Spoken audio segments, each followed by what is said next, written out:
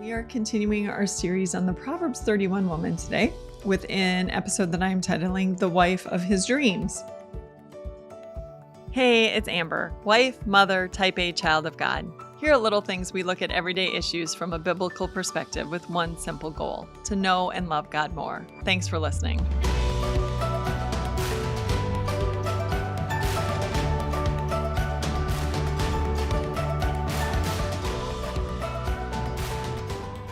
Now you may be wondering, Amber, it's Mother's Day. Why in the world are you not talking about motherhood? There is a very good reason for that. When I was raising my children when they were tiny and I would go to church, oh man, it was so hard to listen to sermons about what a good mother was, because I always thought, this is not me. I don't live up to this. And I always felt worse when I left than when I came, which was no fault of my pastor's. He was trying to do a good thing. It wasn't his fault. But sometimes on Mother's Day, you just don't need to hear about motherhood. Sometimes you need to hear about something else. So we're going to just go in order, the order that J. Sedlow Baxter used in his commentary, Explore the Book. That's where I'm getting some of my information from. He set up these categories. Last week, we talked about a wife of noble character was a good person, a good woman. Today, we're going to talk about she's a woman who has her husband's confidence. And so we're going to look into that. And I'm going to start just by reading Proverbs 31, verse 10, which starts, "A wife of noble character who can find, she is worth far more than rubies." Wow. If only we could put this in every young man's brain, that finding a woman of noble character is far more important than, looks, than so many other things, status, how many likes she gets on Instagram. Because if a woman has a noble character, if she has dignity, if she has strength, like we talked about last week, she's going to be the type of person that is going to bless him far, far, far into the future. Looks, as we will come to find out in Proverbs 31 as we get to the end of the poem, they fleed. They're here today, gone tomorrow. We all know that we're aging constantly, that the wrinkles appear, the weight comes on. We're not the same person we were when we were young. And so if you fall in love with looks, man, you're prone to have a rude awakening, because that won't last. But if you seek a woman who has a noble character, who finds her strength and dignity in the Lord, that is going to be a huge blessing to you for many years to come. All right. So what are some of the things that this poem teaches us about being a good wife? Well, first of all, a good wife seeks her husband's good. So we're directed to verse 12, which says, "She brings him good, not harm, all the days of her life." She is working for her husband's good. What does that mean? Well, she's going to work to keep him healthy. Now, I know this can be a sore subject, right? Because so many of us women have our little health kicks, and we want our husbands to just join right in with all the things that we want to do. And I still remember the joke that I heard years and years and years ago about a woman who, made her husband eat bran muffins every day. And finally he died and she died, and they ended up in heaven, and they see this long buffet line of food. And he's like, do you see? We could have been here so much sooner if it wasn't for your silly bran muffins. So true. But we want our husband's health. What does that mean? We are going to help him exercise. We're going to encourage him to exercise. We're going to help him get good, healthy meals. Now, does that mean you have to make every meal? No, it doesn't. The division of labor is different for every family. I wouldn't even presume to know what that could look like in your family. Some husbands do all the cooking. Some husbands do the grocery shopping and the wives do the cooking. Sometimes it's vice versa. Whatever works for your family, that's great. But to encourage him to have healthy, good food around, that's going to be a blessing to his body, versus having all the junk food and the things that we all can very easily fall into, is just a huge part of seeking his good, not harm, all the days of his life. My husband likes, to have things in the house that he can eat that are readily available. And so I try to make sure that those things are fruit and, the good for you popcorn and not the chips and cakes and cookies and all the things that, taste good in the moment, but aren't good for his body, especially in the evening when he tends to finally come in and sit down after being outside or doing whatever. She's going to help him get a good night's rest. She's going to want him to be well rested for the work day ahead. And so she's going to do whatever needs to be done to make sure that he can get that. And sometimes that means that you help him to avoid the distractions, instead of talking him into another episode when he has to get up early in the morning or whatever, you say, let's go to bed. It's whatever it is to help him get the rest he needs. And it should be the same for him helping you as well. There are, of course, seasons that this just doesn't happen when you have a newborn baby. A lot of times it feels like no one's getting good sleep, or when you have a rebellious teenager who, doesn't come home and there's a lot of drama. I remember many nights when my husband was up, there would be nights that I absolutely couldn't stay awake anymore. And he'd come to bed at 1 or 2 in the morning and say, so-and-so is finally home, or they haven't come home yet and they're not answering my text, but I can't stay awake any longer, or whatever. I mean, you're going to go through those seasons, and that's par for the course. But on average, you're going to want to do what needs to be done for him to get a good night's sleep. You want him to feel good and fulfilled sexually. That's a major thing to a man. Their sexual identity is just part of their personality. And if you make it seem like sex is a chore and how dare he want that again, or, whatever, that's not for his good. For his good is to make him feel open to his sexual advances. You're going to want him to feel like you welcome them versus, constantly push him away. And even when there are times that you can't have sex for whatever reasons, but explaining to him, tonight's not a good night because of A, B, C, D, or whatever. But, it's not that I don't appreciate you or don't appreciate the sentiment that you came on to me. It just can't because of this or whatever. Making sure that he feels validated in coming to you with his sexual needs, and not like he's some crazy person for wanting sex. That's helpful. Making sure he keeps things in balance. This is so important. So many times we can get things out of whack because we think that we understand each other's expectations, but we really don't. So what do I mean by that? Sometimes husbands think that we want them to work more, that we want them to bring more money home, or to have a better job, or to go after whatever. And it's really important for us to be telling our husbands, like, I appreciate that you only work this many hours a week, or that you spend time with the kids. I want you to go out with your friends. I want you to go see your mom. My mother-in-law is in the nursing home, and I tell my husband that all the time. I reassure him when he goes to spend time with her, I am so on board. Go spend the time with her, Steve. I love that you want to be with your mom. This is important. Please, don't feel like you're not doing something at home. I got this. And he just needs that reassurance. A lot of times he'll say, I'm leaving. Are you okay? Do you need anything? I've got this, Steve. You go hang out with your mom, do whatever she needs you to do, get whatever she needs you to get her. Spend the time with her, take her on a car ride. I don't need you to be home at a certain time. Just go be with her. And he needs that reassurance from me that I am fully on board with him taking care of his mom.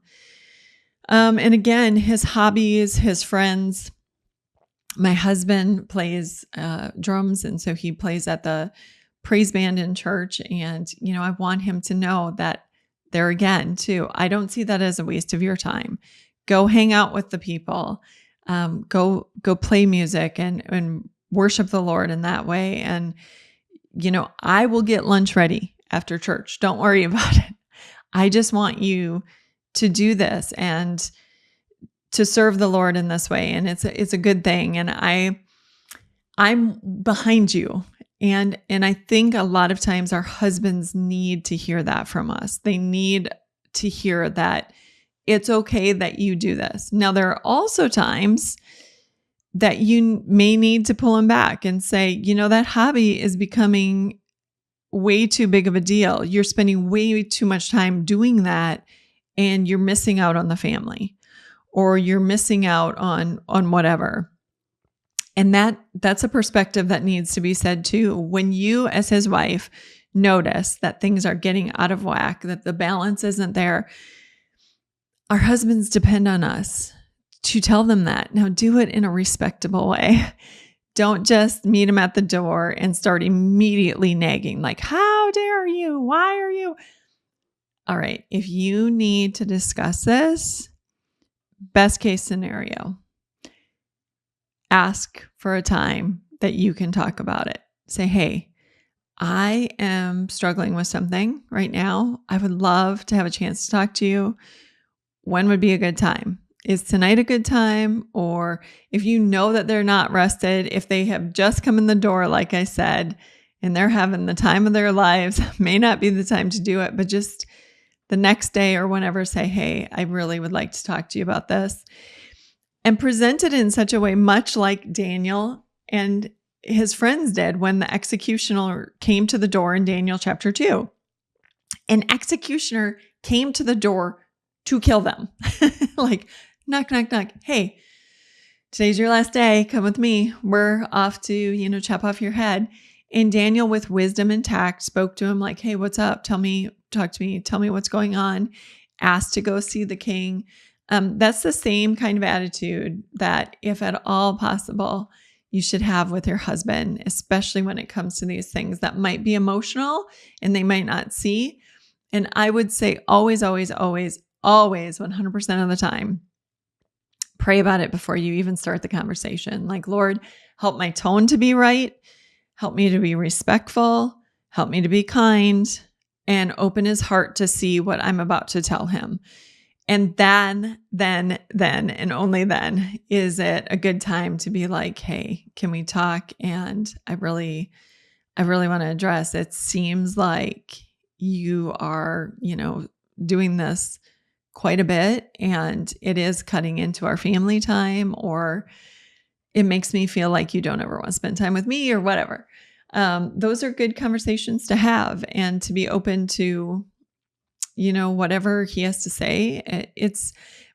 Steve and I are at a time now that is a really interesting time in our lives, because now I'm encouraging Steve to do so many of the things that he couldn't do for a long time. This year, for the first time in many years, he went skiing several days by himself. He enjoys skiing a lot. I don't ski. I don't want to learn to ski at this age. We live in the Midwest. There's snow. So I, go ski, have fun, get exercise, do what you want to do. Totally fine with it because of the age that our children are, whatever. But those are just good discussions to have, and to just make sure you're on the same page and that you are building him up. The point is, you are seeking his good. So you are going to help him keep things in balance. You're going to want his health to be a priority. You're going to want to work to make sure that he does the things that will keep him healthy. If he doesn't want to go to the gym, can I come with you so you can start lifting weights? Or, hey, I'm thinking about starting a Mediterranean diet. Do you have any recipes you want to find for me? Or do you want to help me? Do you want to go to the farmer's market with me and pick out some food? My husband loves to go grocery shopping and pick out food with me. I am not fond of that. I don't care if he does it all completely, but he likes to go together. So going together, picking out, healthy food and talking about the recipes that we're going to make together, it helps him to know that you are seeking his good, not his bad. Okay, moving on.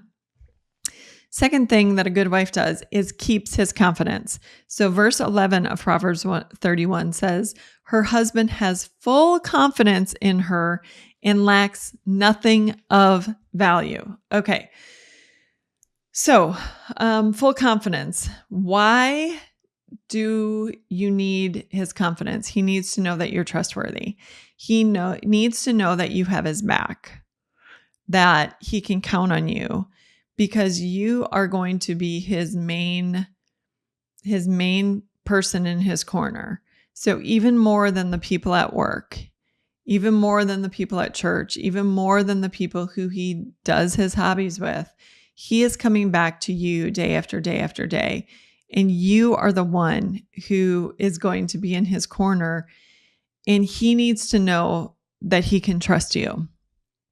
In Daniel chapter 6, we read about the men of the land being super jealous of Daniel. And so they were watching him to try to find something that they could get him on. So they were trying to see if he, left some things undone, or if he said he was going to do things and then didn't follow through. But we're told that he was trustworthy and neither corrupt nor negligent. So they could find nothing against him. And that's sort of the same model that we want to be. So when it comes to our husbands, we want to be women who he knows we will do what we say we're going to do. So if we say, I will get this for you, I will have it for you, we want to do that. We want to be a wife that he can count on to keep his secrets, to know the weakest parts about him, and still stand by him and encourage him and help him and pray for him.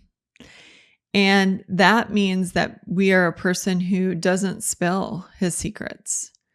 That even though we could tell people things that would destroy him, we never would, because he knows the weakest things about us too. He knows how fragile we are. And in a marriage, we're going to build each other up. And we want to be confident that that's exactly what the other person is going to do.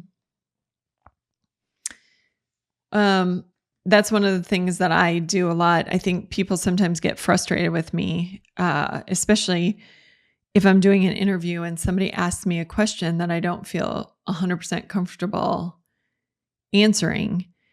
In part, it is because there's a lot of things that are not my story to tell. So things that have to do with Steve and I can tell my side of the story, but unless I have his permission, I don't want to tell his side of the story. And I want to make sure that he feels completely safe with me knowing everything that I know about him. I don't want to feel like I'm letting him down. I don't want him to feel like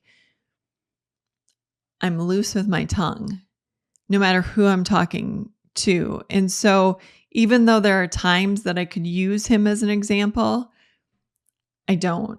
And that just is a good thing to keep in mind all the way around when you are talking to your friends. There is a time to bleed, which is to say, with your good, godly Christian friends, there is a time to say, I am really struggling because my husband is doing this, or because he doesn't understand this, or whatever. With your close personal friends who you have total confidence in, who you know you can trust, and that it will go no further. That's one thing. There is something to that. But there are things that Steve and I have gone through in our marriage that I have not told anyone, because I know Steve would not want me to. And because of that, I respect that. And I want him to feel completely and totally confident that I am trustworthy in that. And so, measure what you say to people. Just because you could make a point, just because you could teach a lesson doesn't mean that you should put your husband's life out for everybody to examine and understand and know. Measure carefully what you say to other people about your husband, because people do not easily overlook or forget the things that you say. I realized this very early on in my marriage. You know how it goes. Newlyweds, it's so easy to go to, a friend or to your parent or whatever and just blah, blah, blah, blah, blah. Like he did this and he did that and he did. So they're way over here, like thinking he's the worst thing ever. And then the next time you see him and you're so in love and you're just like, oh, it doesn't matter. Well, they're still over here. All they heard was how awful he was or whatever. And so, you work it out by yourself. Don't tell everybody. By all means, please don't air your dirty laundry on Facebook or on social media of any sort, because that's just not the place. It's deal with your husband in such a way that he has confidence, knowing that you've got his back, you are a trustworthy person, and that you're going to be loyal, completely loyal. Another way that your husband will have nothing to lack is if you really show that you appreciate him. Men especially, and I think everybody loves affirmation. I think affirmation and being grateful are super important to anyone. And I'm talking about your coworkers, your boss, your neighbors, your friends. Everyone flourishes when they are appreciated. I think hands down, we don't give thanks enough to God or anybody else, but especially your husband. If you can build him up and let him know how much you appreciate him for the things he does, which some people might say, that's ridiculous. That's just something he should do. That may be. But he did it. And positive reinforcement is worth so much, especially to a man. I'm just telling you, if you want him to do it again, make sure to thank him and be grateful and tell him how great it was that he did it the first time. And do it, never tire of doing that. I have learned this the hard way. I am so much more grateful in the last 5 years. And Steve rises to the occasion over and over and over and over. The more I'm grateful for, the more he does. And it's just this good cycle instead of the vicious cycle that you can get into of the grumbling, the nagging, the shaming them. Why don't you ever? That's a vicious cycle that is hard to get out of. And then they just feel put down and they don't want to do anything. And the opposite is also true. The more you tell them all the things you appreciate, thanks for making the bed. Thanks for, shoveling the driveway. Thanks for vacuuming today. Thanks for putting the dishes away. Whatever it is, the more you do that, the more they want to do. And it's a happy cycle instead of a vicious, crazy cycle. So definitely. And I would say too, there's just not, nagging is never a good way to get anything done. If you have a problem that you have talked to your husband about multiple times, stop nagging, start praying. Again, ask for a time to talk. Say, I have come to you 18 times and asked you to do this. Is there some reason you do not want to do this? Do you want me to find somebody else to do this? What's at the bottom of this, and how can I help you to get this done if this is a problem? Because I don't want to keep nagging you. And I certainly don't want to scold you. You're not my child. So tell me how I can get through this. Let's work through this together instead of continuing in that crazy cycle. Okay, the last thing. A good wife aids in her husband's prosperity. And for this, we look at verse 23, which says, her husband is respected at the city gate where he takes his seat among the elders of the land. She protects his good name.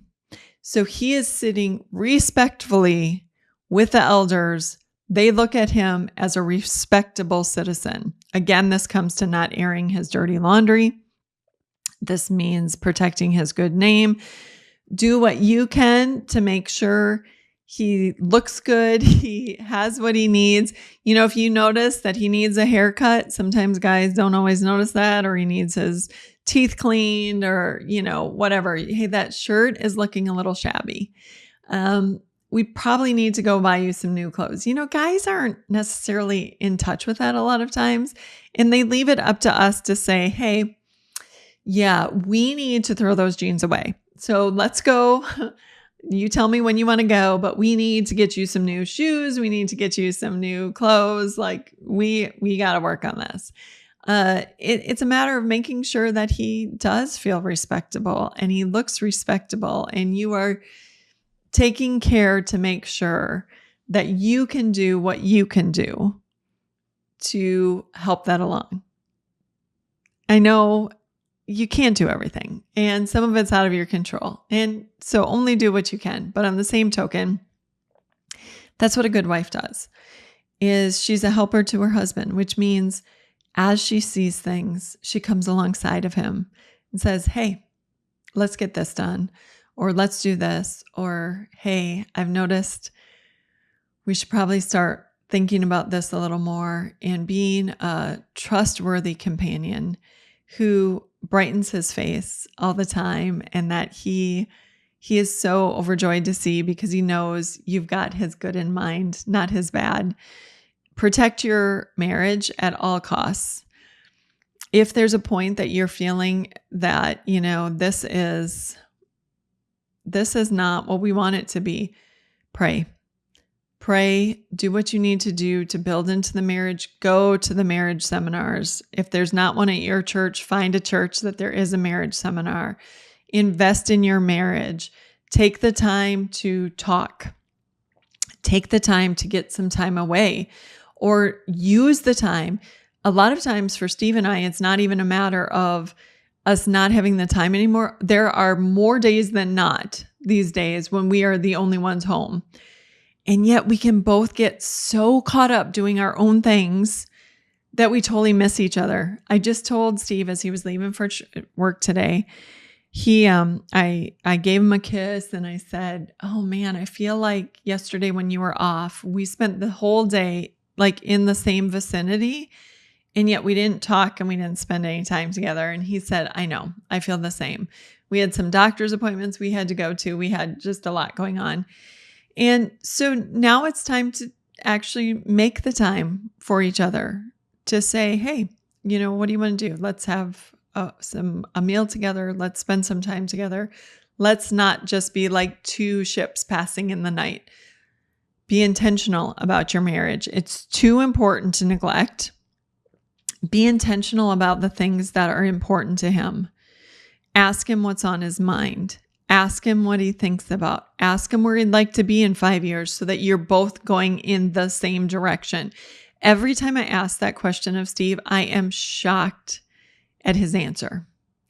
I think that I know where he's going, and I'm shocked because he's usually thinking more about me than I ever assumed he was. And that just makes me love him more, which is why it's so important to ask the questions. Where do you see us in 5 years? What do you want to be doing? Do you want to stay in this house? Would you like less responsibility?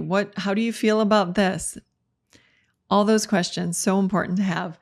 So important to spend the time with your husband, with your spouse, with building into your relationship, because this is the person that God gave you to walk with you through life in a way that nobody else will. They know you more, they know you better, they know you more intimately, and it's worth investing to make sure that this is a good relationship, a solid relationship, because the more solid you are, the more secure your children will be. The more you can breathe life into your community, into your church, you're stable, so you can help others become stable too. Okay, so here are some questions that I want you to ponder this week about being a good wife. And again, no guilt. This is not about guilt. This is not about shaming you into you not being enough. These are just ways that we can, be iron sharpening iron, sort of work to be a better version of the wife we want to be and who can encourage our husband. So, first of all, what areas of your husband's life have you been ignoring that you could help him to improve? So, does he have a quick temper and you are going to come alongside him and encourage him to get that under control? Or is he a major procrastinator and you are going to come alongside him and help him to get going on the things that he needs to get going on? 2, what is the one thing your husband does that make you struggle to respect him? So is there something, a habit that he has, or something that when he does it, maybe he puts down one of your children, or he spends too much time on, his phone, or I don't know what might be an issue for you and your spouse. But what is one thing that he does that makes you struggle to respect him? Now, the reason I'm asking you to bring this to mind, I'm sure that you can bring it to mind pretty quickly. Your husband will never be perfect, nor will you. But this should be something that you should commit to prayer.